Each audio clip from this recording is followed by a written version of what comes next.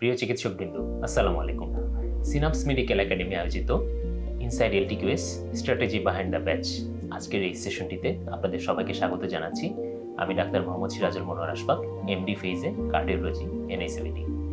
আমাদের আজকের সেশনে গেস্ট হিসেবে উপস্থিত আছেন সিনাপস মেডিকেল একাডেমি রেসিডেন্সি প্রোগ্রামের সম্মানিত কোঅর্ডিনেটর ডাক্তার আরমান তোহা ভাই, এমএস ফেইজে রেসিডেন্ট, হেপাটোবিলিয়ারি সার্জনে।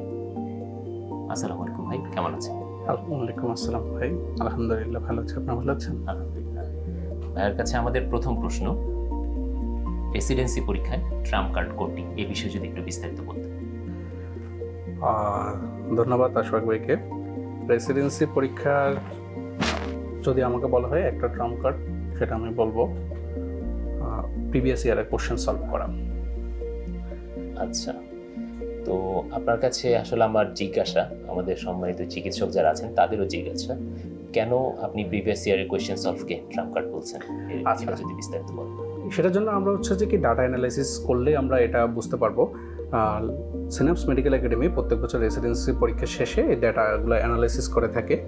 আর আমি আপনাদের সামনে বিগত 4 বছরের ডাটা যদি অ্যানালাইসিস করি, তাহলে দেখবেন মার্চ 2023, 2024, 2025 অ্যান্ড 2026 এই কোশ্চেনগুলো যদি আমি অ্যানালাইসিস করি, আমি দেখতে পাচ্ছি, আমি শুধু আপনাকে অ্যানাটমিটা একটু বললি। অ্যানাটমিতে 2023-তে রিপিটেড কোশ্চেন আছে 35%। আচ্ছা, মানে হচ্ছে হুবু কোশ্চেন তুলে দিছে 35%। এবং 2024-এ রিপিটেড কোশ্চেন হচ্ছে 35%।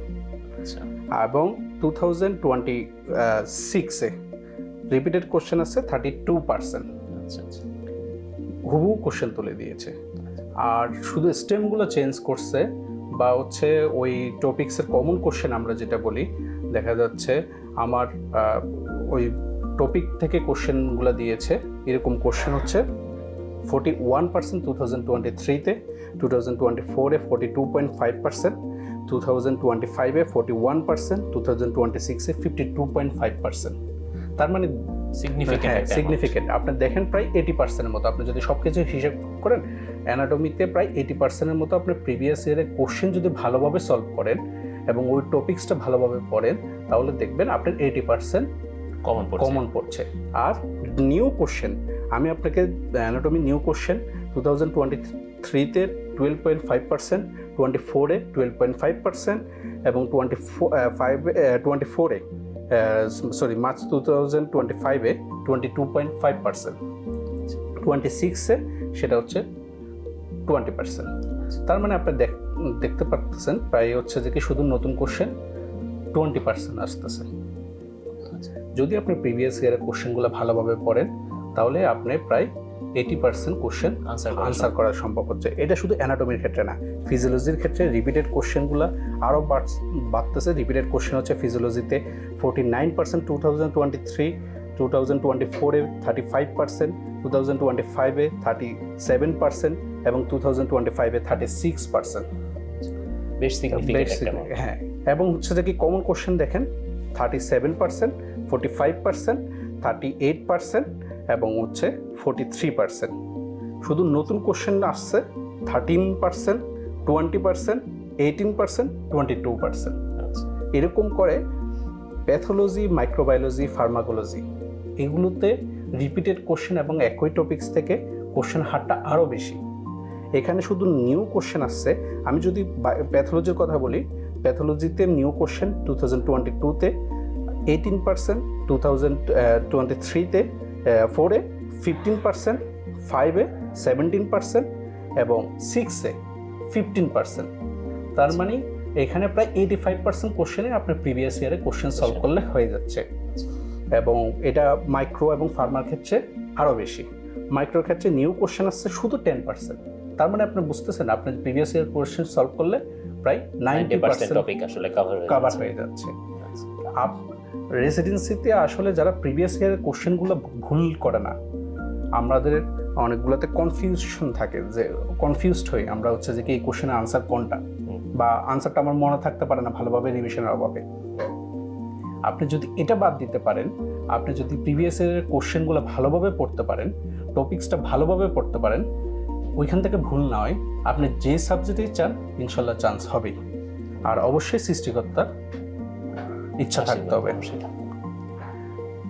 আর আচ্ছা, অনেক ধন্যবাদ ভাই, খুবই চমৎকারভাবে আমাদেরকে বোঝালেন যে রেসিডেন্সি পরীক্ষায় আসলে ট্রাম্প কার্ড কেন প্রিভিয়াস ইয়ারের কোয়েশ্চেন। যেহেতু আমি নিজেও ফার্মাকোলজির লেকচারের সাথে সম্পৃক্ত, আমিও আসলে দেখেছি প্রায় 80 থেকে 90%ই আসলে হুবহু ওই টপিক থেকেই কমন আসে।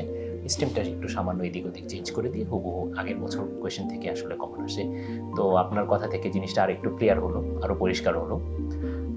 তো এই পর্যায়ে আমি আপনার কাছে জানতে চাচ্ছি যে আমাদের যারা রেসিডেন্সি পরীক্ষার্থীবৃন্দ আছেন, যারা চিকিৎসকবৃন্দ আছেন, তারা এই রেসিডেন্সি পরীক্ষার প্রিভিয়াস ইয়ারের কোয়েশ্চেনগুলি পড়ে বা কিভাবে সিস্টেমেটিক্যালি ইউজ করে তারা পরীক্ষায় ভালো করবেন। সিনাপস মেডিকেল একাডেমি তাদের এই ব্যাপারে কোনো সাহায্য করতে পারে কিনা? আচ্ছা, সিনাপস মেডিকেল একাডেমির সবচেয়ে বেস্ট বেচ, মানে সবচেয়ে বেশি স্টুডেন্ট চান্স যে বেসটা, সেটার মধ্যে হচ্ছে যে কি এলটিকিউএস বেস, মানে লাস্ট 10 ইয়ার্স কোশ্চেন সলভ। আমি এটা বললাম যে অ্যাভারেজের দিকে, মনে করেন হচ্ছে আমার একটা বেচে স্টুডেন্ট ভর্তি আছে 500 জন, বা মনে করেন 1000 জন, ওই 1000 জনের মধ্যে কত পার্সেন্ট, ওই অনুসারে যদি আমি সবচেয়ে বলি সবচেয়ে বেশি কোন বেস থেকে চান্স পাই, সেটা হচ্ছে এলটিকিউএস বেচে। তো এলটিকিউএস বেসটাতে প্রিভিয়াস ইয়ারের কোশ্চেনটাই ডিসকাস করা হয়। এটা মূলত হচ্ছে কিওয়ার্ড কেন্দ্রিক। আপনারা জানেন সিনাপস মেডিকেল একাডেমির পাবলিকেশন, এই যে আপনারা যে বললাম প্রিভিয়াস ইয়ারের কোশ্চেন, এই কোশ্চেনগুলো কই পাবেন? এই কোশ্চেনগুলো পাবেন আমাদের কিওয়ার্ডে, এবং এই কিওয়ার্ড আকারে সাজানো হয়েছে আমাদের হচ্ছে এলটিকিউএস বেসটা। এখানে প্রত্যেকটা টপিক সম্পর্কে যেটা প্রিভিয়াস ইয়ারলি আসছে খুব সুন্দরভাবে আমাদের মেন্টররা ডিটেলস আলোচনা করে থাকে। এখানে প্রায় 40টা লাইভ কোশ্চেন সলভ ক্লাস আমার প্রত্যেকটা ইয়ারের কোশ্চেন ধরে ধরে আলোচনা করা হয়। ওই টপিক্সটা সম্পর্কে আপনার একটা ভালো ধারণা দেওয়া হয়। 40টা রেগুলার টেস্ট এক্সাম থাকে, 24টা বেসিক কোশ্চেন সলভ ক্লাস, আমি যে কোশ্চেনগুলো দিয়েছি ওইগুলো থেকে যেগুলো সলভ ক্লাস, 7টা ফ্যাকাল্টি ক্লাস, এবং হচ্ছে 5টা সাবজেক্ট ফাইনাল, এবং 4টা মক্স টেস্ট। এছাড়া 1 subject and institution choice master session থাকে, এবং 1 এক্সাম নাইট টপিক, এবং লাস্ট মোমেন্ট বুস্টার সেশন, এটা আমরা করে থাকি। তো এই বেসটা আসলে কাদের জন্য?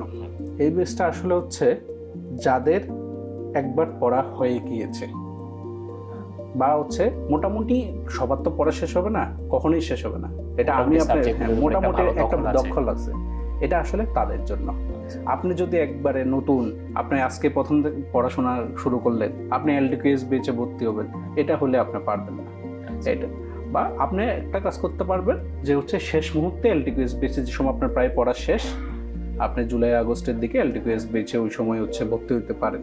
কিন্তু যারা হচ্ছে আগের থেকে একবার রেসিডেন্সি পরীক্ষা দিয়েছে বা এফসিপিএস পরীক্ষা দিয়েছে, মোটামুটি পড়া গোছানো আছে, বা হচ্ছে একটু হলেও 50% পড়া আছে, তাদের জন্য মূলত এই বেসটা।